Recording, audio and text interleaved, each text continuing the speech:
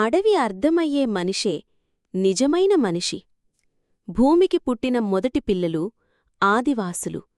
వారు విద్యావంతులు కాకపోవచ్చు, కాని విజ్ఞానంతో నిండిన జీవితం వారిదే. వారి కళలు ప్రకృతిలోంచి పుట్టినవే. ప్రతి పాట, ప్రతి గీత ఒక చరిత్రను చెబుతుంది. అడవులు దొంగిలించబడ్డాయి, హక్కులు లౌకికబద్ధమయ్యాయి. ఆగస్టు 9 ప్రపంచ ఆదివాసీ దినోత్సవం.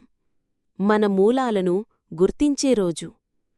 ఈ వేదికను ప్రారంభిస్తున్నాం. ఆదివాసీ వేదిక. ప్రతి గిరిజన గళానికి మద్దతుగా. ఈ ఉద్యమంలో మీరూ భాగమవ్వండి. తప్పకుండా సబ్స్క్రైబ్ చెయ్యండి. ఆదివాసీ వేదిక. ప్రపంచ ఆదివాసీ దినోత్సవం రోజున ఆదివాసీ వేదిక ఛానల్ క్రియేట్ చేస్తున్నాం కావున ఈ గొప్ప కార్యం ట్రైబల్ జర్నీకి పునాదిగా నిలవాలని ఆశీర్వదించండి.